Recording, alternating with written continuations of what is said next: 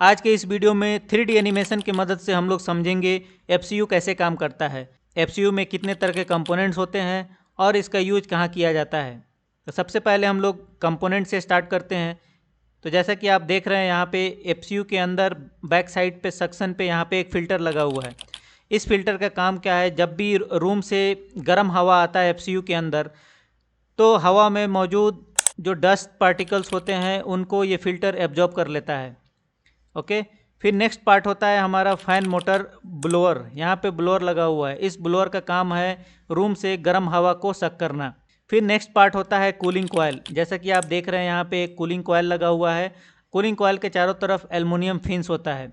उसके बाद next component होता है ड्रेन पैन। जैसे कि आप देख रहे हैं, जब कंडेंसेशन होता है वेपर लिक्विड में चेंज होके इस ड्रेन पैन में गिरता है। उसके बाद वो लिक्विड इस ड्रेन पैन में कलेक्ट होता है और कलेक्ट होने के बाद इस ड्रेन पाइप की मदद से बाहर इसको डिस्चार्ज कर दिया जाता है। जैसा कि आप यहाँ पे देख रहे हैं, बाहर इसको डिस्चार्ज कर दिया जाता है। तो आइए अब हम लोग वर्किंग को समझते हैं, FCU कैसे काम करता है। तो जैसे आप लोग AC को टर्न ऑन करते हैं, FCU को जैसे ऑन करते हैं तो FCU का ब्लोअर स्टार्ट हो जाता है, यानी वो चलना स्टार्ट होता है। तब FCU रूम के अंदर से गर्म हवा को सक करता है। तो जैसा कि आप यहाँ पे देख रहे हैं कि रूम के अंदर से गर्म हवा आ रहा है। गर्म हवा में जितने भी डस्ट पार्टिकल होते हैं इस फिल्टर में एब्जॉर्ब हो जाते हैं। उसके बाद आपका क्लीन एयर इस ब्लोअर से होते हुए इस कूलिंग कॉयल को टच करता है। उसी टाइम कूलिंग कॉयल के अंदर रेफ्रिजरेंट फ्लो हो रहा होता है, जो कि आउटडोर यूनिट से आता है। जैसा कि आप देख रहे हैं, इस आउटडोर यूनिट से एक रेफ्रिजरेशन साइकिल के बारे में आप लोग जानते होंगे। उस रेफ्रिजरेशन साइकिल के थ्रू इस कूलिंग कॉयल के अंदर, इवोपरेटर कॉयल के अंदर रेफ्रिजरेंट फ्लो हो रहा है, जो कि काफ़ी ठंडा है। तो ये कूलिंग कॉयल क्या करता है, गर्म हवा में मौजूद हीट को एब्जॉर्ब कर लेता है। एब्जॉर्ब करने के बाद उसको सडनली उस हीट को लेके यहाँ पे आउटडोर यूनिट में उसको डिस्चार्ज कर दिया जाता है कंडेंसर के थ्रू। उसके बाद ये गर्म हवा ठंडा हो जाता है कूलिंग कॉयल से पास होने के बाद। तो जैसे कि आप देख रहे हैं, यहाँ ठंडा हवा इस ग्रिल सप्लाई एयर ग्रिल लगा हुआ है, यहाँ पे ग्रिल के मदद से इस रूम के अंदर आ रहा है, इस रूम के अंदर। तो जैसा कि आप जानते होंगे कि रूम का टेम्परेचर हम लोग सेट करते हैं थर्मोस्टेट के मदद से। तो फॉर एग्जांपल, अगर आपका रूम सेट है 24 डिग्री सेल्सियस पे, तो जब आपका टेम्परेचर रीच हो जाएगा 24 डिग्री सेल्सियस, उस टाइम क्या करेगा, थर्मोस्टेट एक सिग्नल भेजेगा आउटडोर यूनिट को। यहाँ पे जो कंप्रेसर लगा हुआ है उस कंप्रेसर को बंद कर देगा। फिर जैसे ही रूम के अंदर का टेम्परेचर इंक्रीज होता है, फिर थर्मोस्टेट एक सिग्नल भेजता है कंप्रेसर के अंदर, और कंप्रेसर क्या करता है, फिर से मशीन को स्टार्ट कर देता है ताकि आपका रिसर्कुलेशन बना रहे। और इसी बीच, जैसा कि आप जानते हैं रेफ्रिजरेशन साइकिल के बारे में, रेफ्रिजरेशन साइकिल कंटिन्यूअसली वर्क करता रहता है आउटडोर और इंडोर के इवोपरेटर कॉयल के बीच में। उसके बाद यहाँ पे आप देख सकते हैं कॉपर कनेक्शन है। जो इवोपरेटर कॉयल है उसमें कॉपर पाइप होता है, और वो कॉपर पाइप एक सक्शन और डिस्चार्ज लाइन होता है। सक्शन और डिस्चार्ज लाइन दोनों आप देख सकते हैं यहाँ पे बाहर के तरफ आउटडोर यूनिट से कनेक्टेड होता है।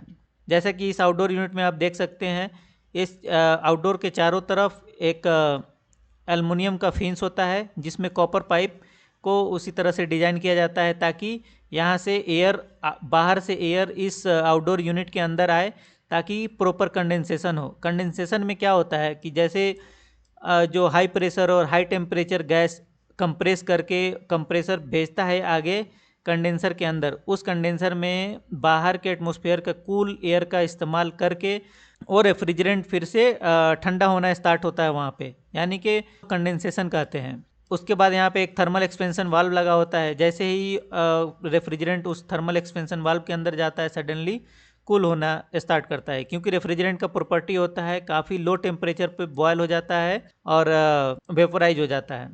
जैसा कि मैंने बताया था, ये कूलिंग कॉयल है, उसमें एक इनलेट और आउटलेट का पाइप होता है सक्शन एंड डिस्चार्ज का। तो उस पाइप से, एक्सपेंशन वाल्व से लिक्विड फॉर्म में रेफ्रिजरेंट इवोपरेटर कॉयल में इंटर करता है। जैसे यहाँ पे इंटर करता है, आप देख सकते हैं गर्म हवा रूम के अंदर से आ रहा होता है उस टाइम, और इस हीट को एब्जॉर्ब करके रेफ्रिजरेंट बॉयल होना स्टार्ट होता है, और लिक्विड जो है वो गैस के फॉर्म में बदलना स्टार्ट हो जाता है। और गैस के फॉर्म में यहाँ से वो रिटर्न जाता है कंप्रेसर के अंदर में। कंप्रेसर के अंदर लिक्विड का एक बूंद भी नहीं जाना चाहिए, वरना कंप्रेसर हीट हो जाता है और ब्लास्ट हो जाता है। इस केस से बचने के लिए कंप्रेसर से पहले एक एक्यूमुलेटर लगा होता है। एक्यूमुलेटर का काम यह है कि जो भी लिक्विड वो कलेक्ट करता है उसको रीहीट करके फिर से दोबारा से कंप्रेसर के अंदर भेज देता है। तो जैसा कि ये एक मैंने सेटअप बनाया था आप लोगों के लिए। और उसके बाद जहाँ भी आप लोग एफसीयू लगाते हैं वहाँ पे नीचे एक एक्सेस पैनल लगा होता है। अब एक्सेस पैनल का काम क्या है? मेंटेनेंस के लिए। जैसे फॉर एग्जांपल यहाँ पे कॉपर कनेक्शन है, कंट्रोल केबल होता है, या फिर फिल्टर का मेंटेनेंस करना हो तो इस एक्सेस को खोल के उसको किया जाता है मेंटेनेंस का काम। तो दोस्तों शायद आप लोगों को ये अच्छे तरह से समझ में आया होगा कि एफसीयू कैसे काम करता है। अब बात करते हैं कि एफसीयू का इस्तेमाल कहाँ पे होता है। जैसा कि आप जानते हैं कि एएचयू और एफसीयू दो टाइप के एयर कंडीशनिंग यूनिट होते हैं। एएचयू का इस्तेमाल हम लोग वहाँ करते हैं जहाँ पे बहुत ज़्यादा सीएफएम का रिक्वायरमेंट होता है, और एफसीयू का इस्तेमाल छोटे छोटे जैसे रेसिडेंशियल बिल्डिंग हो गए, ऑफिस बिल्डिंग हो गया। फॉर एग्जांपल इससे 2-3 रूम को कंट्रोल करना है, यानी 2-3 रूम में एयर का सप्लाई देना है, यानी लो सीएफएम और लो टनेज के लिए हम लोग एफसीयू का इस्तेमाल करते हैं। तो ठीक है दोस्तों, मिलते हैं नेक्स्ट वीडियो में एक नए टॉपिक के साथ। Thank you so much.